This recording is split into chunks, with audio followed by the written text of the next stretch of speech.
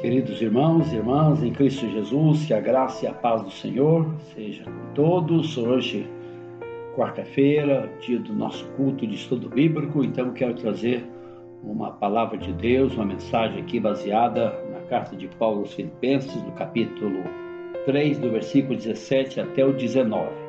Vou ler o texto sagrado que diz assim: Irmãos, sede imitadores meus e observai os que andam segundo o modelo que tendes em nós. Pois muitos andam entre nós, dos quais repetidas vezes eu vos dizia, e agora vos digo até chorando, que são inimigos da cruz de Cristo. O destino deles é a perdição, o Deus deles é o ventre, e a glória deles está na sua infâmia, visto que só se preocupa com as coisas terrenas. Que Deus abençoe sua palavra nos nossos corações. A carta de Paulo aos Filipenses é conhecida como a Epístola da Alegria. O verbo alegrar e o substantivo alegria aparece dezenas de vezes aqui nessa pequena carta de apenas 4 capítulos. Mas é interessante o texto que nós lemos nessa carta, quando Paulo fala tanto sobre alegria. Ele diz: agora o que eu escrevo até chorando. E ele está se referindo isso aos inimigos da cruz de Cristo Jesus. E esta é a reflexão que faremos nesse momento. Os inimigos da cruz de Cristo. Às vezes pensamos que os inimigos da cruz de Cristo são apenas aqueles que têm sido hostis para com o Evangelho. Mas isso não é verdade. Veja a afirmação do versículo 18 que lemos: pois muitos andam entre nós, dos quais repetidas vezes eu vos dizia, e agora vos digo até chorando, que são inimigos da cruz de Cristo. Muitos andam entre nós, disse Paulo, das quais repetidas vezes eu vos dizia, e Paulo dizia: agora vos digo até chorando, que são inimigos da cruz de Cristo. Então, nesta noite eu vou falar não sobre os inimigos declarados, abertos, que não são os mais perigosos da cruz de Cristo, mas sim sobre os inimigos sutis, sorrateiros. Estes sim são os mais perigosos, às vezes no meio do povo de Deus. Agora pensemos como identificar esses inimigos sutis, não declarados da cruz de Cristo. Quais são as suas evidências ou as suas características? Eu enumerei algumas que julgo muito importantes. Então vamos meditar sobre alguma dessas características dos inimigos da cruz de Cristo. Primeiramente, os inimigos da cruz de Cristo pregam outro meio de salvação além da cruz de Cristo. Quais são estes meios? Por exemplo, a autojustificação ou auto-perdão, a salvação pelas obras humanas. Eles ensinam isso muitas vezes. A salvação através do sofrimento, a salvação por meio de purgar os pecados, reencarnação e outros meios, a salvação por outros meios de purificação após a morte, como a doutrina tão ensinada da Idade Média do purgatório, a salvação através da bondade humana, a salvação por Cristo e mais alguma coisa. Por exemplo, a graça de Deus, Cristo não é suficiente.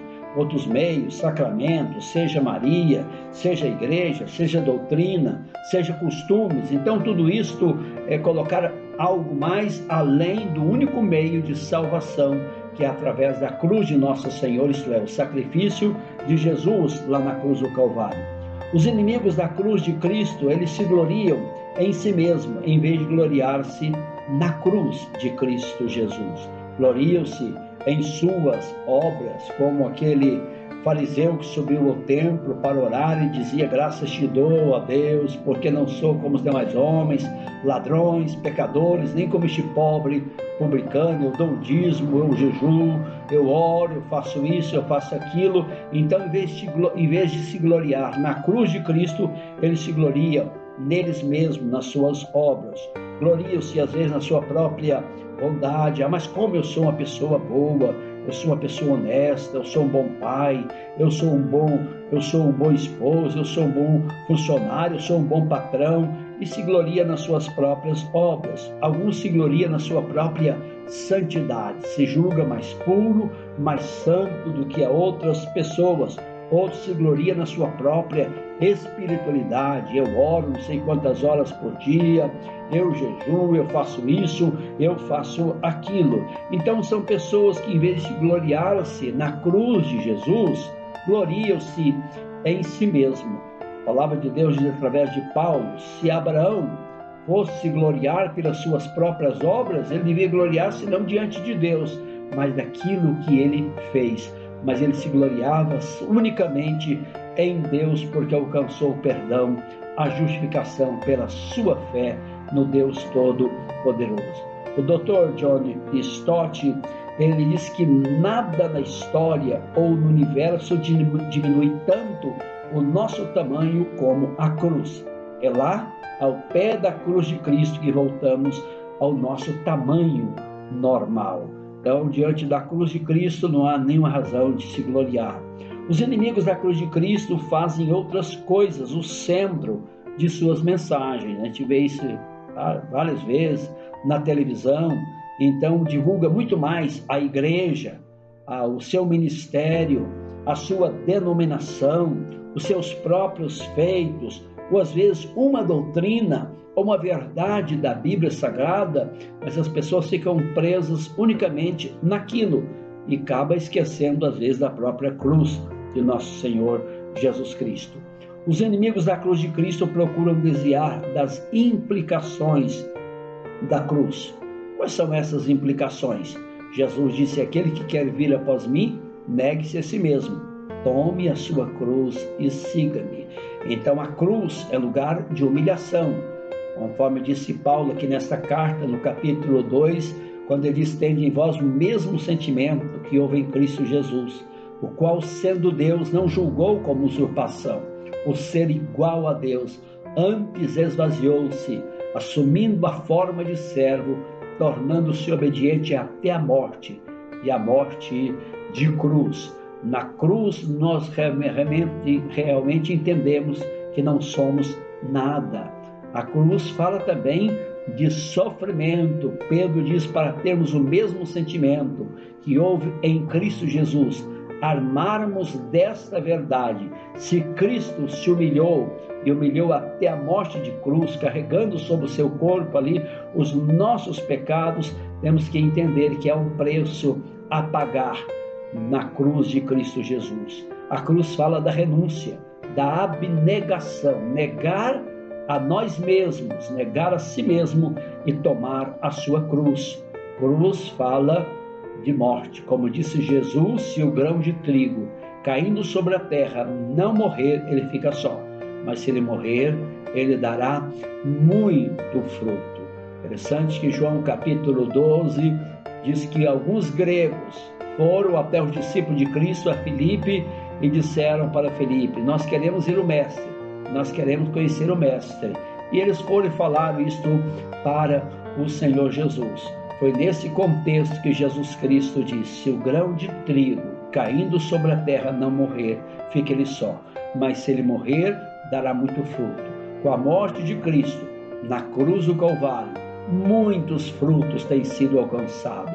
Judeus, gregos, gentios, de todas as rações, de todas as raças são alcançadas pela graça maravilhosa do Senhor Jesus. Longe de mim gloriar-me em coisa alguma, a não ser na cruz de nosso Senhor Jesus Cristo, a qual o mundo está crucificado para mim e eu para o mundo. Gloriar unicamente na cruz de nosso Senhor Jesus Cristo.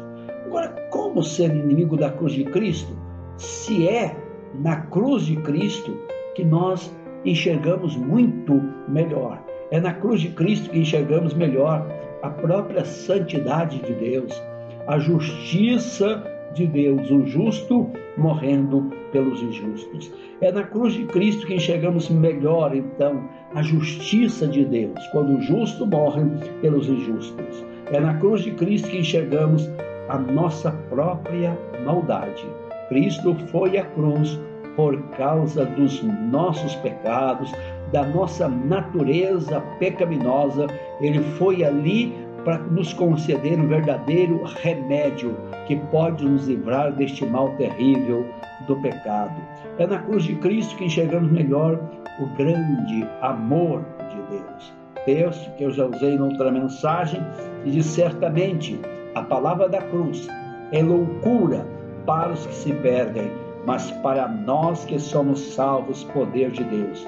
Pois está escrito: destruirei a sabedoria dos sábios e aniquilarei a inteligência dos entendidos. Onde está o sábio? Onde o escriba? Onde o inquiridor deste século?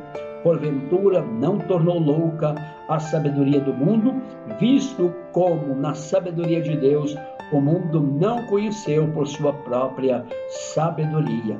Aprove a Deus salvar aos que creem pela loucura da pregação, porque tanto os judeus pedem sinais, como os gregos buscam sabedoria, mas nós pregamos a Cristo crucificado, escândalo para os judeus, loucura para os gentios, mas para os que foram chamados, tanto judeus como gregos, pregamos a Cristo, poder de Deus e sabedoria de Deus, porque a loucura de Deus é mais sábia do que os sábios. Então, aonde está a nossa glória? Em Cristo Jesus, na cruz de Cristo Jesus. Paulo, então, nesta carta, quando está falando sobre a cruz de Cristo, ele diz: o que eu escrevo agora, eu escrevo até chorando, visto que alguns que andam no nosso meio são, de fato, inimigos da cruz de Cristo do nosso Senhor. Inimigos da cruz de Cristo por essas razões que nós observamos aqui. Inimigos porque pregam outro meio de salvação, além da cruz de Cristo Jesus. Inimigos da cruz de Cristo porque se gloriam em si mesmo, em vez de se gloriar na cruz de Cristo. Inimigos da cruz de Cristo porque fazem outras coisas o centro de suas mensagens e não a cruz de Cristo.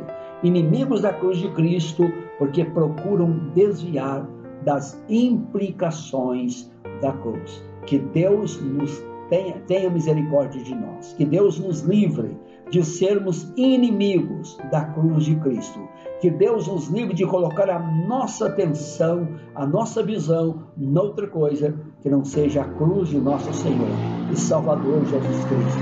Que Deus te abençoe, meu querido irmão, minha querida irmã. Eu espero que muito breve nós estaremos já reunindo lá na nossa igreja para juntos louvar a Deus, cultuar o nosso Deus. Que Deus te abençoe, em nome do Senhor Jesus.